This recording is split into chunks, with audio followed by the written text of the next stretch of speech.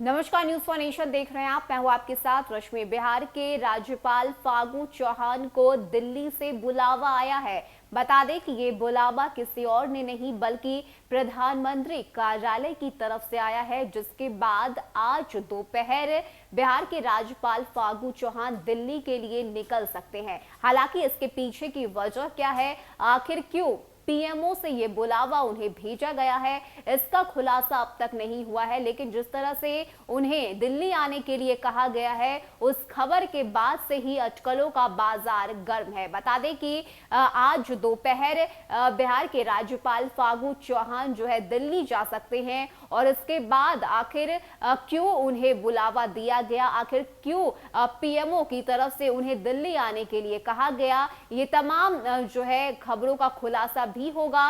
लेकिन इस वक्त जो है लगातार ये खबर जो है चल रही है कि आखिर क्या उद्देश्य है, आखिर किन कारणों से बिहार के राज्यपाल को इस तरह से पीएमओ का संदेश आया है कि उन्हें आज दोपहर दिल्ली जाना होगा। बता दें कि बिहार के राज्यपाल फागू चौहान को आज दोपहर दिल्ली जाएंगे। इसकी पुष्टि करते हुए राजभवन कार्यालय के एक उच्च पदस्थ अधिकारी ने बताया है कि राज्यपाल को प्रधानमंत्री कार्यालय से बुलावा आया है। राज्यपाल किस उद्देश्य से दिल्ली बुलाए गए, इसकी जानकारी नहीं है। वहीं बिहार के राज्यपाल फागू चौहान के अचानक देश की राजधानी दिल्ली जाने की सूचना पर अटकलों का बाजार गर्म हो गया है।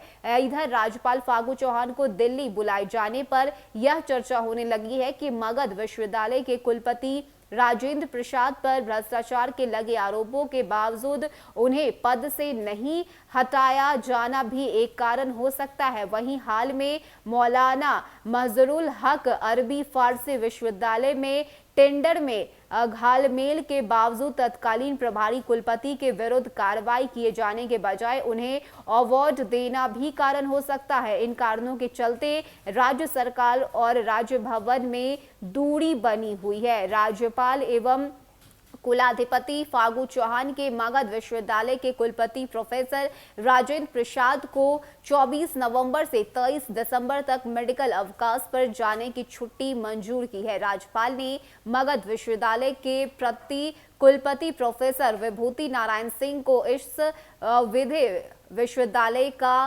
प्रभारी कुलपति नियुक्त किया है। इसकी सूचना राजभवन की ओर से मंगलवार को रात 9 बजे जारी की गई। राज्यपाल के आदेश में कहा गया है कि यह आदेश तत्काल प्रभाव से लागू माना जाएगा और मगध विश्वविद्यालय के प्रभारी कुलपति दैनिक कार्य को देखेंगे। बता दें कि मगध विश्वविद्यालय के कुलपति डॉक्टर राजेंद्र प्रसाद पर 30 करोड़ रुपए के गबन के अलावा भी दूसरे कई आरोप लगे हैं। मामले में विजिलेंस ने कुलपति के बिहार से लेकर यूपी तक के ठिकानों पर छापेमारी की थी। इसके बाद कई तरह के मामलों पर का जो है पर्दाफाश भी किया था, लेकिन अब तक उन पर जिस तरह से कार्रवाई नहीं की गई, तो लगातार अब खबरें ये भी आ रही है कि हो सकता है कि इन्हीं कारणों की वजह से उन्हें पीएमओ की तरफ से बुलावा आया है। अब देखने वाली बात होती है कि आज दोपहर जब बिहार के राज्यपाल फागू चौहान दिल्ली जाते हैं तो क्या कुछ खबरें जो है और क्या कुछ तस्वीरें जो है वो निकल कर सामने आती है। लेकिन इसके पीछे की कारणों को अगर हम जानने की कोशिश करें तो कई सारे ऐसे कारण हैं जो